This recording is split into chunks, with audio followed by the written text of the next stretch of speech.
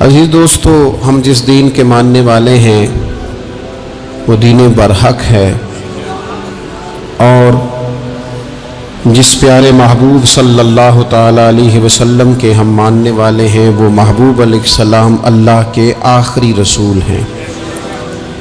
نبی اکرم صلی اللہ تعالی علیہ وسلم کامل اکمل اور مکمل دین لے کر تشریف لائے۔ اب یہ دین اسلام ایسا مضبوط، ایسا مستحکم دستور حیات ہے کہ قیامت تک اسی دین کا سکہ چلے گا۔ وقتی طور پر جو حالات امت پر اس وقت گزر رہے ہیں اس میں امت محکوم نظر آتی ہے، کمزور نظر آتی ہے، اور ہم دیکھتے ہیں کہ غیروں کا رعب بھی ہمارے حکمرانوں کے چہروں اور ان کے لہجوں پر نظر آتا ہے۔ جو قومیں کسی کا رعب اختیار کرتی ہیں، کسی شخص کو اس طرح کا بڑا جانتی ہیں کہ احساس کمتری کا شکار ہو جاتی ہیں، وہ اپنی آنے والی نسلوں کو کبھی مضبوط نہیں کر پاتی۔ ہمارے مزاجوں میں اور ہمارے روزمرہ کے معاملات میں کچھ چیزیں اس طرح کی رکھ دی گئی ہیں کہ لوگ احساس کے نیچے دبتے چلے جا رہے ہیں۔ برادریزم ایک بہت بڑا ایشو رہا ہمارے ہاں۔ میں بڑی درد کے ساتھ یہ بات عرض کیا کرتا ہوں کہ زیادہ گناہ اور زیادہ جرم اس بندے کا نہیں جو اپنی برادری کو بڑا سمجھتا ہے، بلکہ زیادہ مجرم وہ ہے جو اپنی برادری کو چھوٹا سمجھتا ہے۔ اس نے کیوں اپنے اندر احساس کمزوری پیدا کیا؟ اس کو کیوں ضرورت پیش آئی یہ کہنے کی کہ میں کسی کمزور قبیلے سے تعلق رکھتا ہوں؟ اسے کھل کے کہنا چاہیے تھا کہ میں بھی جناب آدم کا بیٹا ہوں۔ اسے کھل کے کہنا چاہیے تھا کہ میں بھی رسول رحمت کا غلام ہوں، میں بھی اللہ کا بندہ ہوں۔ کھل کر بات کرنی چاہیے۔ احساس کے نیچے دب جانا، پریشان۔ پھر اسی طرح کا معاملہ امیری غریبی کا ہے۔ غربا کیوں یہ سمجھ بیٹھتے ہیں کہ جس کے پاس پیسے زیادہ ہیں شاید فضل بھی زیادہ اسی کے پاس ہے؟ کیوں اس احساس سے باہر نہیں آتے؟ اگر دولت بہت اعلیٰ ہوتی نا اور بڑی ہی قیمتی ہوتی تو سب سے زیادہ سیدہ فاطمہ زہرا کے گھر میں ہوتی، سب سے زیادہ تجوریاں سیدہ عائشہ صدیقہ کے پاس ہوتی، لیکن یہ زیادہ قیمتی نہیں تھی، اس لیے دروازہ رسول پہ بھی نہیں تھی۔ تو اسی طرح کا معاملہ کچھ لوگوں کا ہے۔ میں نے اپنی زندگی میں یہ دیکھا ہے کہ مذہبی ماحول سے وابستہ لوگ کئی دفعہ بڑے پریشان ہو جاتے ہیں کہ میں تو مولوی صاحب ہوں، اور محلے کا مولوی بنا کے جب کسی کو رکھا جاتا ہے تو بیچارہ ویسے بھی پریشان ہو جاتا ہے۔ اس کی ذمہ داری ہوتی ہے کہ تو نے وقت پہ جنازہ پڑھانا ہے، ٹائم پہ کل پہ آ جانا، 10ویں پہ وقت پہ پہنچنا، غیر حاضر نہ ہونا۔ کچھ جگہوں پہ یہ بھی رواج ہے کہ جناب آپ کو 7 دن اور 10 دن مسلسل بیٹھنا ہے اور پڑھائی کرنی ہے۔ وہ آہستہ آہستہ آہستہ آہستہ بچے احساس کا شکار، یعنی قرآن شریف پڑھنے والے بچے اور کتاب و سنت کی تعلیم حاصل کرنے والے بچے، لیکن انہیں یہ کہا جاتا ہے کہ چلو فلانی جگہ قرآن پاک پڑھنے چلتے، قرآن پڑھنے جا رہے ہیں۔ قرآن انقلاب کی کتاب ہے، قرآن بندے کو عروج دیتا ہے، لیکن ان بچوں کی ذہنی ساخت یہ بنائی جا رہی ہے کہ چلو قرآن پاک پڑھنے چلتے ہیں، وہاں بریانی ملے گی کھانے کو، گوشت ملے گا کھانے کو۔ شکایت ہے مجھے یا رب خدا بندان مکتب سے، سبق شاہی ہے بچوں کو دے رہے ہیں خاک بازی کا۔ اتنی چھوٹی جب آپ کسی کی سوچ بنا دیتے ہیں تو پھر وہ آپ کہیں کہ وہ انقلاب برپا کرے، وہ کوئی بڑا کارنامہ سر انجام دے، یہ ہوتا نہیں، ممکن نہیں ہوتا۔ جب آپ آہستہ آہستہ کر کے احساس کمزوری کے نیچے دبتے چلے جاتے ہیں، دبتے، حالات خراب ہو جاتے ہیں۔ ہمارے بزرگ ہمیں کہا کرتے تھے کہ مولوی ہونا کوئی تانا ہے، اور ہم نے حالات بدلتے دیکھے۔ ایک ٹائم ایسا تھا کہ مولوی ہونا لوگ تانا سمجھتے تھے، ہمیں بھی کہا مولوی صاحب ادھر آئیں۔ آپ کو دیانتداری سے کہتا ہوں ہم نے وہ دور بھی انجوائے کر کے گزارا ہے जे किसी एक बारी मौलवी आख्या तो उन्होंने आखे यार कोई परेशानी वाली गल है, शुक्र है असी मौलवी हाँ, ये कोई परेशानी है, आप क्यों परेशान हो गए? मौलवी किसी ताने मैंने का नाम है। और फिर वो जो कल तक कह रहा था ना कि ओहो तुसी तो मौलवी बन गए हो, फिर हमने वो दौर भी देखा, उसने कहा यार 2 मिनट खड़ा हो तेरे साथ तस्वीर बनानी है, वो दौर भी देखा, ये दौर भी देखा। थोड़ा सा ना अपनी जिंदगी के अंदर खुददारी, इज्जत नफ्स, वकार, इस्लाम उरूज देता है बंदे को। मुसलमान तेजी से दबते चले जाते हैं, दबते चले जाते हैं। मुल्क के शाम का बंदा आ गया हजरत उमर को मिलने, उसने आते ही पूछा तुम्हारे बादशाह का महल कहाँ? उन्होंने कहा जी हमारे बादशाह का महल नहीं होता, हमारे यहाँ लोगों ने समझ लिया ना कि रोब शायद कपड़ों का होता है, रोब शायद गाड़ियों का होता है, बंगलों का होता है, बहुत बड़ी कोठी का रोब होता है। और नहीं भाई, रोब तो बंदे के किरदार का होता है, उसके अफकार का रोब होता है, रोब उसके ऊंचे ख्यालात का होता है। कहाँ है आपके बादशाह का महल? तो ने कहा महल शहल तो कोई नहीं, मस्जिद में होंगे अमीरुल मोमिनीन। बंदा कहता है मैं सोच में पड़ गया कि जिसके नाम से मेरा बादशाह कांपता है वो मस्जिद में होगा, गनमैन ही कोई नहीं, हटो बचो ही कोई नहीं, इधर उधर ही कोई नहीं, पहरेदार ही कोई नहीं। मस्जिद में जाके पूछा जनाबे उमर, कहने लगे इधर ही थे। किधर है भाई हजरत? वो किधर है? इधर ही थे। कहने लगा, मैं हैरान हो गया, ये बादशाह की बात हो रही है। एक साहब कहने लगे वो खजूरों के बाग की तरफ जा रहे थे, कहते मैं खजूरों के बाग में गया तो एक बंदे से पूछा अमीरुल मोमिनीन, कहने लगा वो सामने की तरफ जा रहे थे, उधर गया। एक बंदे से पूछा कहाँ है वो शख्स, इसकी 24 लाख मुरब्बा मील पे हुकूमत है, कहाँ है वो शख्स जो मदीने में बैठ के नारा लगाता है तो कैसर और किसरा कांप जाते हैं? वो बंदा किधर है कि जिसकी बात जगह जगह होती है, जिसका तज़किरा सुना है कि उसे देख के शैतान भी रास्ते बदल जाता है। उन्होंने कहा वो देख रहे हो खजूर के दरख्त के नीचे कुएं के साथ मिट्टी का ढेला तकिए की जगह रख के वो जो तामत बांधे कुर्ता पहने सोया है वही तो फारूक आजम है। वो शख्स कहते हैं उमर सोए थे। शेर सोया भी हो तो उसका रोब होता है। शेर जो होता है, शेर कभी सो भी जाए ना तो लोग फिर भी खौफ खाते हैं और उसके जागने का खौफ खाते हैं कि ये कहीं जाग ना जाए। शेर जो हुआ, कहते हैं हजरत उमर सोए थे पर मैं करीब गया तो मेरे वजूद पे रोब तारी हो गया, रोब,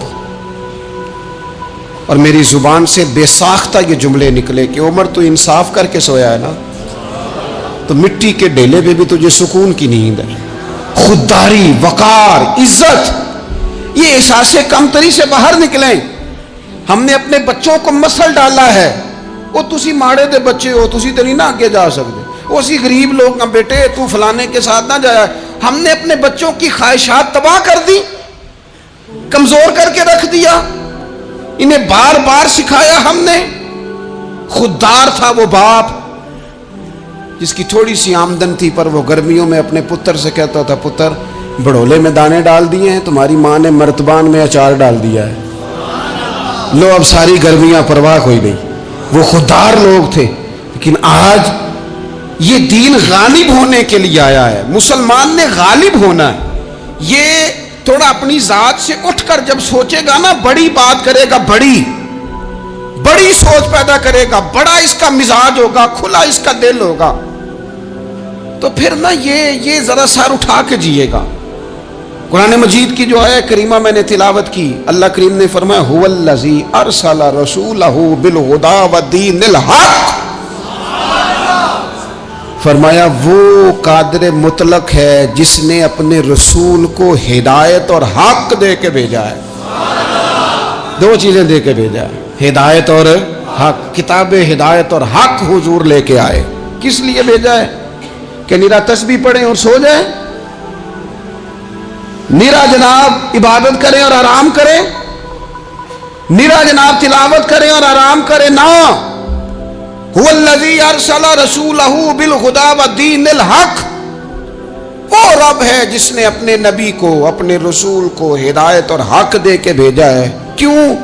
کہ لیظہرہ علی الدین کلہ، تاکہ اس دین کو تمام دینوں پر غالب کر دے، اس کو غالب کرے، ہر دین پر یہ دین چھا جائے۔ وَلَوْ كَرِهَ الْمُشْرِكُونَ، اگرچہ مشرکوں کو یہ بات بری ہی لگے، ناپسند آئے، کسی کو نہیں آتی۔ لِيُظْهِرَهُ عَلَى الدِّينِ كُلِّهِ، یہ دین غالب ہونے کے لیے آیا۔ غالب، تو نماز بھی پڑھ، عبادت بھی کر، لیکن یہ بھی خیال رکھ کہ دنیا میں نماز والے نبی کا نظام بھی قائم کرنا ہے۔ تیرے پاس میری مسجد نہیں ہونی چاہیے، حکومت بھی ہونی چاہیے۔ مسلمان کے ہاتھ میں نری تسبیح نہیں ہوگی، یہ انان حکومت بھی چلائے گا۔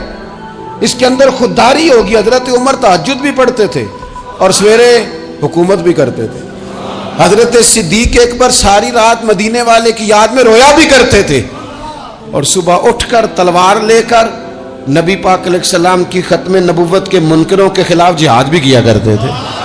جب تک اپنے مزاج میں وہ شوق نہیں پیدا ہوتا کہ دین کو غالب کرنا ہے، جد و جہد کرنی ہے، کوشش کرنی ہے، بڑا سوکھا ہے ہمارے لیے بھی۔ آرام سے نماز پڑھیں، نفل پڑھیں، عبادت کریں، اور ویسے بھی اسے لوگ زیادہ بڑا پیر سمجھتے ہیں جس کی تسبیح زیادہ لمبی ہو۔ وہ زیادہ بڑا پیر ہوتا ہے جس کی پگڑی ذرا زیادہ بڑی ہو، جبہ تگڑا پہنے، اجرے کے اندر رہے، باہر نہ نکلے، اور اندر جائیں 2 منٹ کے لیے حضرت کی زیارت کریں، باہر آ جائیں، بس چھٹی۔ وہ زیادہ پیری مریدی ہو جاتی ہے، پیر تو بولتا ہی نہیں۔ وہی ہے تیرے زمانے کا امام برحق، اقبال کہنے لگے وہی ہے تیرے زمانے کا امام برحق، جو تجھے حاضر و موجود سے بیزار کرے اور موت کی شکل میں دکھلا کے تجھے جلوہ یار، زندگی تیرے لیے اور بھی دشوار کرے، تو تیرا جینا مشکل کر دینا، وہ تیرے زمانے کا امام برحق ہے، تیرے لیے زندگی دشوار کر۔ یہ کیا بات ہوئی کہ ٹھیک ہے جناب آپ موج کریں، جو دین غالب ہونے کے لیے آیا، دین کے مزاج میں غلبہ ہے، دین کی طبیعت میں غلبہ ہے، دیندار چھا کے وقت گزارا کرتے ہیں۔ اللہ تعالیٰ نے اس دین کے اندر وہ قرار دیا ہے، وہ وسعت دی ہے، وہ درد دیا ہے، وہ ذوق دیا ہے۔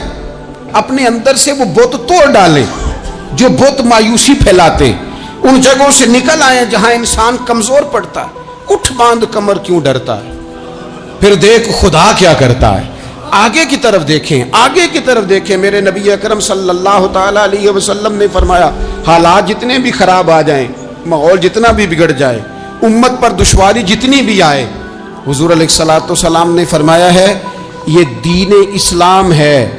یہ مسلم کے لفظ ہیں، حضور فرماتے ہیں یہ دین ہمیشہ قائم رہے گا، اور فرمایا ایک جماعت ہوگی پوری میری امت کی جو دین اسلام کے دفاع میں کام کرتی رہے گی، جد و جہد کرتی رہے گی، کوشش کرتی رہے گی، ہمت کرتی رہے گی۔ میرے عزیز حضور نے فرمایا ہمیشہ یہ دین قائم رہے گا، اور ایک جماعت ہمیشہ اس دین کے لیے کام کرتی رہے گی۔ اور میرے نبی پاک علیہ السلام نے فرمایا 100 سال کے بعد تو اللہ ضرور اس امت میں ایک ایسا شخص پیدا کرے گا، یہ ابن ماجہ میں حدیث موجود ہے، جو اس دین کی نئے سرے سے تجدید کر دے گا۔ وہ لوگ آتے رہے، جب حالات بڑے بگڑے تو حضرت عمر بن عبدالعزیز آ گئے، حالات کا رخ بدل کے رکھ دیا۔ پھر معاملات بڑے بگڑے تو امام شافعی جیسے لوگ آ گئے، غوث اعظم جیلانی جیسے لوگ آ گئے۔ حالات بڑے بگڑے تو شیخ عبدالحق محدث دہلوی جیسے لوگ آ گئے۔ ہندوستان میں جب ماحول بڑا کٹھن ہوا تو اعلیٰ حضرت فاضل بریلوی جیسے لوگ آ گئے۔ ہر صدی کے سرے پر اللہ تعالیٰ ایک مجدد بھیجے گا، حضور کا وہ غلام دین کو نئے سرے سے تازہ کرے، دین کے چمن میں ہمیشہ بہار رہے گی، ہمیشہ نورانیت رہے گی، ہمیشہ نور اعلیٰ نور رہے گا۔ یہ کام صرف کرنے کا کام کیا ہے، یہ دین تو پھلے گا پھولے گا۔ جو آگے بڑھ کے خدمت میں حصہ ڈال لے گا نا، وہ اپنا نفع کرے گا۔ یہ قرآن پاک ہے، یا ایھا الذین آمنوا ان تنصروا اللہ ینصرکم ویثبت اقدامکم۔ اللہ فرماتے ہیں لوگو اگر تم اللہ کے دین کی مدد کرو گے نا تو اللہ تمہاری مدد کرے گا، ویثبت اقدامکم، اور تمہارے قدم جما دے گا، تمہیں استقامت دے، تم آگے۔ اور دین کی مدد صرف پیسوں سے نہیں ہوتی۔ کوئی شخص سمجھے کہ فقط مال سے مدد ہوتی ہے، جب آپ وقت پر آ کر مسجد میں جمعے کی نماز ادا کرتے ہیں تو یہ بھی آپ دین کی خدمت ہی کرتے ہیں۔ جب آپ دینی اجتماعات کی رونق بڑھاتے ہیں تو یہ بھی آپ دین کی خدمت ہی کرتے ہیں. جب آپ کسی دین کے طالب علم کا حوصلہ بڑھا دیتے ہیں نا، بیٹے بڑی بات ہے قرآن پڑھتے رہنا، یہ بھی آپ خدمت ہی کرتے ہیں. جب آپ دین کے بارے میں کسی جگہ بیٹھ کے اچھی بات کر دیتے ہیں، یار اللہ کا فضل ہے ہمارے دین میں یہ خیر اللہ نے رکھی، یہ بھی آپ دین کی مدد ہی کرتے ہیں. آپ کسی بھی جگہ کسی بھی حوالے سے دین کے لیے کوئی بھی پیغام دیتے ہیں، کوئی بھی بات کرتے ہیں، تو آپ دین کی یہ ساری خدمات دینیاں ہیں، یہ سارا درد ہے، یہ سارا ذوق ہے. ہم اپنا اپنا حصہ جس طرح بھی ملا سکے دین کی حمایت میں، دین کی مدد میں. جہاں کوئی ایسی بات ہو رہی ہو وہاں ہم دفاع کے لیے کھڑے ہو جائیں.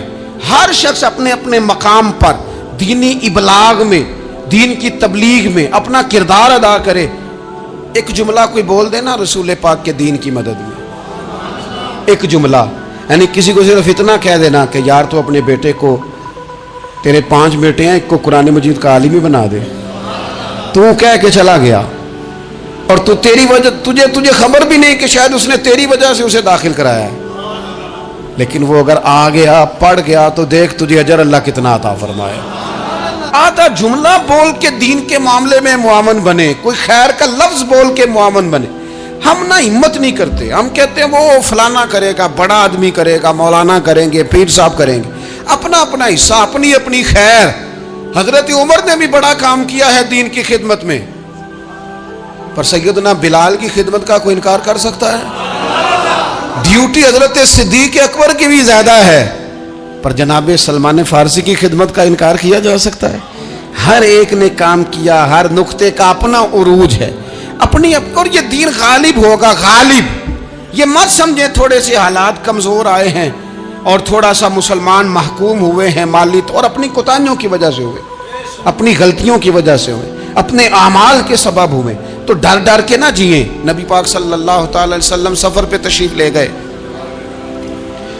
حضور علیہ السلام کی عادت کریمہ تھی جب سفر پہ جاتے تھے تو سب سے آخر میں ساری تیاری کر کے سامان سمیٹ کے سب سے آخر میں سیدہ فاطمہ الزہرا سے ملتے، پھر سفر شروع ہوتا. اور جب حضور واپس آتے تو سب سے پہلے سیدہ فاطمہ سے ملتے رضی اللہ تعالی. حضور کافی دنوں کے بعد سفر سے واپس آئے، لمبا سفر تھا. سیدہ فاطمہ الزہرا رضی اللہ تعالیٰ عنہ سے ملنے گئے. نبی پاک صلی اللہ تعالیٰ علیہ وسلم کا چہرہ نور دیکھ کے تو سیدہ فاطمہ تڑپ کے روئیں، رو پڑی. حضور نے فرمایا فاطمہ کیا ہوا؟ عرض کرنے لگی یا رسول اللہ تھکاوٹ کے اثرات میں آپ کے چہرے پہ دیکھ رہی. اور حضور کپڑے یوں لگتا ہے بڑے پرانے پہنے ہوئے ہیں آپ نے. حضور اتنی مشقت کیوں کرتے ہیں آپ، اتنی محنت، اتنی جدوجہد؟ تو حضرت فاطمہ الزہرا فرماتی ہیں حضور نے مجھے تھپکی دی اور فرمایا فاطمہ رو نا.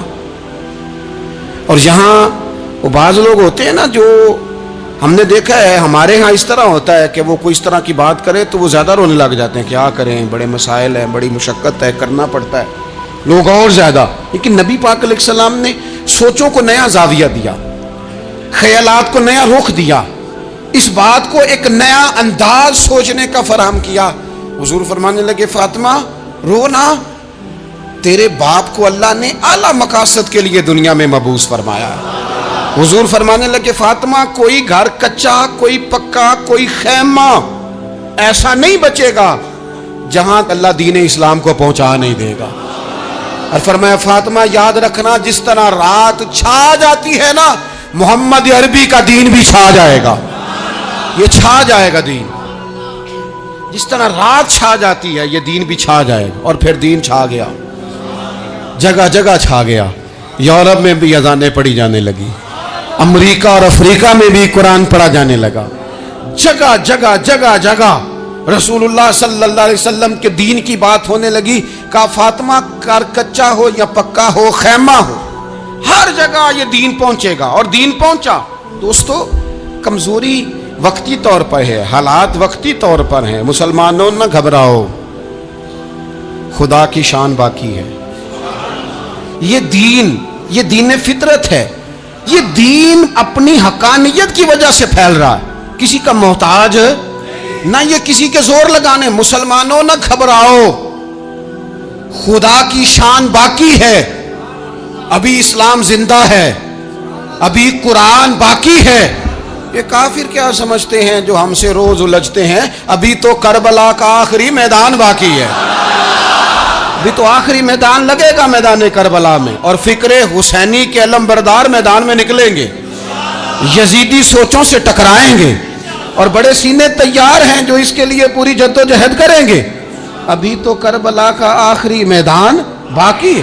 اپنی زندگی کے اندر قوت ارادی پیدا کریں, کچھ کر لینے کی ٹھان اپنے مزاج میں پیدا کریں. کمزوری آ جاتی. عدی بن حاتم جو تھے نا, یہ حاتم تائی کے بیٹے تھے, بادشاہ کا بیٹا تھا, زمانہ بڑا دیکھا تھا, بڑے بڑے وزیروں مشیروں, ساری زندگی اعلیٰ سطحی وفود سے ملاقات ہوئی. عدی حضور کی بارگاہ میں آئے, مسند امام احمد بن حنبل میں موجود. تو اسلام پر ابھی غربت کا دور تھا, چند لوگ مسلمان ہوئے تھے. نبی پاک علیہ السلام نے فرمایا عدی کلمہ پڑھ لو.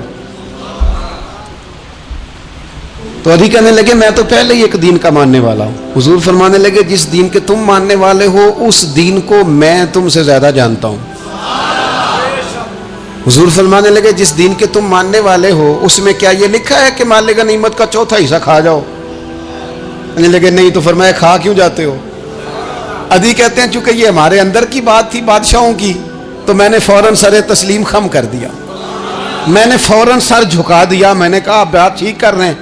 حضور فرمانے لگے اب اگلی بات بھی کروں یا رسول اللہ فرمائیے. فرمایا پتہ ہے تم دین کیوں نہیں قبول کر رہے؟ یہ بھی مجھے پتہ ہے. یا رسول اللہ کیوں؟ فرمایا تم دیکھتے ہو کہ دین کے ماننے والے غریب غریب لوگ ہیں, تم دیکھتے ہو کہ ابھی یہ کمزور ہیں, تم دیکھتے ہو کہ مکے والوں نے مدینہ طیبہ سے پریشان کر کے مسلمانوں کو نکال دیا ہے. یہ غریبی دیکھ کر, بظاہر اسلام کی کمزوری دیکھ کر تم کلمہ نہیں پڑھ رہے. حضور فرمانے لگے عدی مقام حرا کا نام سنا ہے؟ بڑی دور تھا علاقہ وہ, مقام حرا کا نام سنا ہے؟ عدی کہنے لگے حضور سنا ہے پر وہ جگہ دیکھی نہیں. محبوب فرمانے لگے سن, میں وہ وقت لے کے آؤں گا, میرا دین اس طرح نافذ ہوگا کہ ایک عورت مقام حرا سے اونٹنی پہ اکیلی بیٹھے گی اور اکیلی آئے گی اور آ کے بیت اللہ کا طواف کرے گی, سوائے اسی اللہ کے کسی کا خوف نہیں ہوگا, رب کے علاوہ کسی سے نہیں ڈرے گی. یہ دور آئے گا. تو دیکھ رہا ہے کہ صرف مکے پہ حکومت نہیں, دنیا پہ مسلمان چھا جائیں گے. اور حضور فرمانے لگے کسرا کا نام سنا ہے؟ کہا حضور وہ تو بظاہر اس وقت بڑا تگڑا بادشاہ ہے. فرمایا اس کے علاقے بھی فتح ہوں گے, وہ خزانے مسلمانوں کے پاس آئیں گے. اور فرمایا تو تیسری بات نبی پاک نے بیان کی, فرمایا تو یہ دیکھ رہا ہے کہ مسلمانوں میں غربت ہے؟ فرمایا عدی ایک وقت آئے گا لوگ دینے کے لیے نکلیں گے پر انہیں لینے والا کوئی نہیں ملے گا. ایک وقت آئے گا لوگ دینے نکلیں گے, لینے کوئی نہیں آئے گا. عدی کہتے ہیں کہ میں رسول کریم کا کلمہ پڑھ کے مسلمان ہو گیا, اور پھر زیادہ دور نہیں گزرا. عدی رویا کرتے تھے, حاتم تائی کے بیٹے عدی رویا کرتے تھے اور رو کے بتایا کرتے تھے لوگوں وہ جو حضور نے فرمایا تھا نا بی بی حرا سے چلے گی اور طواف کرے گی, وہ بی بی میں نے اپنی آنکھوں سے آتی دیکھی. میں نے اس تنہا عورت کو حضور سید عالم کی پیشن گوئی کے مطابق بیت اللہ کا طواف کرتے دیکھا, اسے سوائے اللہ کے کسی کا ڈر نہیں تھا. اور عدی کہنے لگے وہ جو حضور نے فرمایا تھا نا کہ کسرا کے خزانے فتح ہوں گے, فرمایا وہ جب فتح ہو رہی تھی تو میں خود اس جنگ میں شریک تھا, مجھے اللہ نے موقع دیا, میں مجاہدوں میں شامل تھا. اور فرمانے لگے تیسری پیشن گوئی رہ گئی ہے, مجھے امید ہے وہ بھی پوری ہوگی. حضرت عمر بن عبدالعزیز کے زمانے میں آ کے وہ دور بھی آیا کہ لوگ زکوٰۃ دینے نکلتے تھے, لینے والا کوئی نہیں ملتا تھا. لوگ کسی کو غریب سمجھ کے صدقہ دینے لگتے تھے, وہ کہتا تھا بھائی لے جا, میں تو رات خود دے کے آیا ہوں. لوگ دینے نکلتے تھے, لینے والا کوئی نہیں. اسلام کی فطرت میں قدرت نے لچک دی ہے, اتنا ہی یہ ابھرے گا جتنا کہ دبا دو گے. یہ مولویوں کی وجہ سے, پیروں کی وجہ سے, سیاستدانوں کی وجہ سے نہیں چھائے گا. یہ کیوں چھائے گا کہ ارسل رسولہ بالہدی ودین الحق, یہ اس لیے چھائے گا کہ اللہ نے بھیجا ہی حق کے ساتھ ہے, یہ آیا حق کے ساتھ ہے, لہذا چھا جائے. حق ہمیشہ چھا جایا کرتا ہے. اور وَقُلْ جَاءَ الْحَقُّ وَزَهَقَ الْبَاطِلُ إِنَّ الْبَاطِلَ كَانَ زَهُوقًا, جب حق آتا ہے تو باطل خود بخود چھپ جاتا ہے، اور باطل ہوتا بھی مٹ جانے کے لیے بس نا یہ دین حضرت خباب بن الارت رضی اللہ تعالیٰ عنہ فرماتے ہیں ہمیں بڑی تکلیف دی کفار مکہ نے، قریش نے بڑا ستایا. نبی پاک علیہ السلام خانہ کعبہ کے ساتھ ایک چادر لے کے آرام فرما رہے تھے. ہم حضور کی بارگاہ میں گئے، یا رسول اللہ دعا کریں یہ تباہ ہو جائیں، تنگ بڑا کرتے ہیں. حضور آپ دعا کریں اللہ کی بارگاہ میں. تو حضور اٹھ کے بیٹھ گئے، فرمایا جلدی نہ کرو، تم سے پہلے ایسے لوگ گزرے ہیں جن کو گڑوں کے اوپر رکھ کے نا تو آروں سے کاٹ دیا جاتا تھا، وہ 2 ٹکڑے ہو جاتے تھے. فرمایا جلدی نہ کرو، تم سے پہلے ایسے لوگ گزرے ہیں کہ لوہے کی کنگھیوں سے ان کا گوشت نوچ دیا جاتا تھا، ہڈیاں تک زخمی ہو جاتی تھی، سی نہیں کرتے، زخم پہ زخم کھا کے جی خون جگر کے گھونٹ پی، آہ نہ کر لبوں کو سی، یہ عشق ہے کو دل لگی نہیں. کہا خباب تھوڑا صبر کرو، اور پھر حضور فرمانے لگے خباب یہ بات یاد رکھنا، جو دین میں لے کے آیا ہوں یہ غالب ہو کے رہے گا، یہ غالب ہوگا غالب. وہ ابو سفیان جو میدان احد میں کہتے تھے فلاں بھی ہم نے مار دیا، فلاں بھی مار دیا، جب 10,000 کا لشکر لے کے نبی پاک گئے تھے نا دوبارہ واپس 10 سالوں میں 3 لوگ لے کے حضور مکے سے آئے، اور 10,000 کا لشکر لے کے جب دوبارہ گئے نا، ابو سفیان کہنے لگے لڑنا ہی نہیں، کیونکہ جس شان سے معصوم آمنہ آئے ہیں لڑنے والی بات ہی کوئی نہیں، طاقت ہی نہیں، آنکھ نہیں ملا سکتے تو ہاتھ کیسے اٹھائیں گے. لیکن پتہ ہے حضور کا طریقہ کیا تھا؟ سیاہ امامہ تھا، اونٹنی پہ بیٹھے تھے، اور گردن محبوب نے اتنی جھکائی تھی کہ وہ اونٹنی کی گردن سے لگ رہی تھی. اس شان کے ساتھ حضور داخل ہوئے. اذا جاء نصر اللہ والفتح ورأیت الناس يدخلون فی دین اللہ افواجا. اپنے اندر نہ تھوڑی سی آپ 24 گھنٹے دنیا کمائیں، کوئی منع نہیں کرتا، مال کمائیں، جائیدادیں بنائیں، حلال کمائیں، جتنا مرضی کمائیں، لیکن نہ کچھ تھوڑا سا اپنے آپ کو دین کے لیے، صرف مالی طور پر نہیں. ہمارے ہاں ایک بہت بڑا مسئلہ یہ بن گیا کہ صرف مالی طور پر ہم سمجھتے ہیں دین کی مدد کر دیں. اگر آپ اپنے پتر کو نمازی بنا چکے ہیں تو ایک کام آپ نے دین کی خدمت کا کر لیا. اگر آپ کی بیٹی پردے کی عادی ہو گئی ہے تو آپ نے دین کی خدمت میں ایک حصہ ڈال لیا ہے. اگر آپ کے گھر کے اندر آپ ان ساری چیزوں کو بین کرنے میں کامیاب ہو گئے، یا ایھا الذین آمنوا قوا انفسکم واہلیکم نارا، ایمان والوں خود بھی دوزخ سے بچو، اپنے اہل خانہ کو بھی بچاؤ. اگر فحاشی اور یانی کا رستہ آپ نے اپنے دروازے کے باہر روک دیا ہے تو آپ نے دین کی خدمت کر لی ہے. اگر آپ اپنے دوستوں کو نمازی بنانے میں کامیاب ہو گئے، اگر آپ چند لوگوں کو قرآن پڑھانے میں کامیاب ہوئے ہیں، تو پھر کچھ نہ کچھ حصہ آپ نے دین میں شامل کیا ہے. کرنے کا کام یہ ہے کہ اپنا اپنا حصہ اپنی اپنی خیر دین میں ملائیں، جدوجہد کریں، کوشش کریں. 2 جملے بول کر، جب کوئی بندہ کہہ رہا ہو نا جی بڑا مشکل ہے دین پہ عمل کرنا، تو اسے کہیں دین پہ ہی چلنا تو آسان ہے، دین پہ چلنا ہی تو آسان ہے. جب بڑی دین مخالف باتیں ہو رہی ہو تو وہاں ساری برادری اکٹھی بیٹھی ہے نا، بچے کے دن رکھے جا رہے ہیں، تو میں دین کی خدمت بتا رہا ہوں کیا کیا کرنی ہے. بیٹے کے دن طے ہو رہے ہیں تو کوئی کہتا ہے کہ ماموں کو منا لو ناراض ہے، چچا کو منا لو ناراض ہے. یہ میں اپنا درد دل آپ کے سامنے رکھ رہا ہوں. دین کی خدمت یہ ہے کہ ایک بندہ بیچ میں سے بولے، وہ کہے او شادی میں کوئی غیر شرعی کام نہ کرنا، سب کو منا رہے ہو تو کہیں رب رسول کو ناراض نہ کر لینا. یہ تیری دین کے لیے خدمت ہو جائے گی، یہ تیری دین کے لیے خدمت ہو جائے گی. وہ جس شخص نے جاتے جاتے رستے میں کہا تھا نا حضرت عبداللہ مزنی کو کہ میں ایک مدینے میں چاند چڑھا دیکھ کے آیا ہوں کہ جس کے قریب سے جو گزرتا ہے اسے بھی نور ملتا ہے، تو اس کی ایک بات گھر کر گئی، جناب عبداللہ مزنی مدینے والے کے عاشق ہو گئے. آپ کہہ دیں بات پھیل جائے گی، اللہ اسے پھیلا دے گا. اپنے مقام پر بیٹھ کر اپنے میں فیکٹری کے مالک سے کہا کرتا ہوں کہ تو نہ مسجد ضرور بنا چھوٹی سی، دفتر والوں سے کہا کرتا ہوں کہ یہاں نہ نماز باجماعت کا بندوبست ضرور کراؤ. میں کہتا ہوں یہ سارے دین کے کام ہیں. آپ اپنے حلقہ اثر میں کہیں یہاں نماز باجماعت ہوگی، یہاں سویرے آتے ہی پہلے تلاوت ہوگی، یہاں پہلے قصیدہ بردہ شریف. آپ کوئی خیر کے کام میں اپنا حصہ ڈالتے رہیں. انشاءاللہ یہیں سے چنگاریاں بنیں گی، یہیں سے انقلاب برپا ہوگا.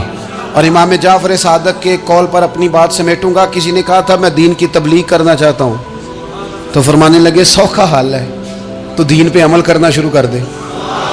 دین کی تبلیغ ہونی شروع ہو گئی, عمل کر.